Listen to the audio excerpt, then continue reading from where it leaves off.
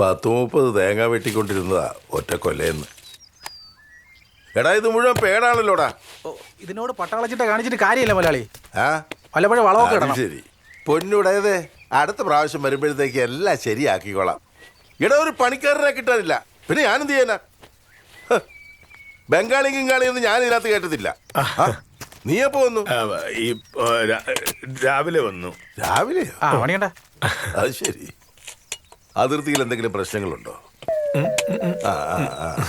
മനസ്സിലായി. ഈ ഉത്സവമായില്ലേ? ഉത്സവമായി, അതാ മനസ്സിലായെന്ന് പറഞ്ഞത്. നീ വല്ല കഴിച്ചോ? ഇല്ല. എന്നാ വാ. ആടാ ഇതെല്ലാം ഒന്ന് പെറുക്കിയിട്ട്. അല്ല പെറുക്കിയിടാനൊന്നും ഇല്ല. അയ്യപ്പൻ കാവിലെ ഉത്സവം കഴിഞ്ഞിട്ടല്ലേ ഇനി പോകൂലല്ലേ വന്ന്? അല്ല പെട്ടെന്നൊരു വിളി വന്നാ പോണല്ലോ. എന്നാ ഒരു കാര്യം ചെയ്യാം, ആ പ്രധാനമന്ത്രിയോടോ പ്രതിരോധ മന്ത്രിയോടോ പറഞ്ഞ് അതിർത്തിയിൽ ഒരു മതിലങ്ങ് കേട്ടാ, അപ്പൊ പിന്നെ പോകണ്ടല്ലോ, ഇവിടെ ഇരുന്നാ മതിയല്ലോ.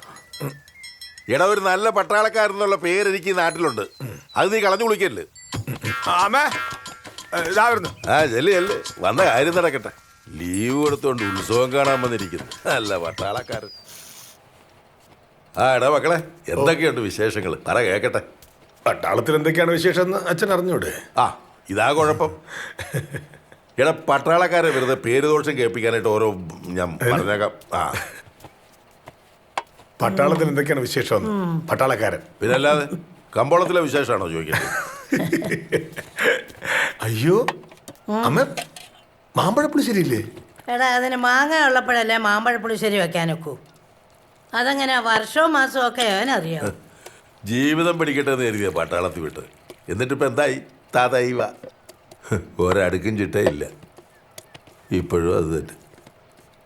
വന്ന് കയറിയതേ ഉള്ളു. നീ അവിടെ പോയിരുന്നേ കൂശുംബി. വേറെ പണിയൊന്നുമില്ല നിനക്ക് അവിടെ?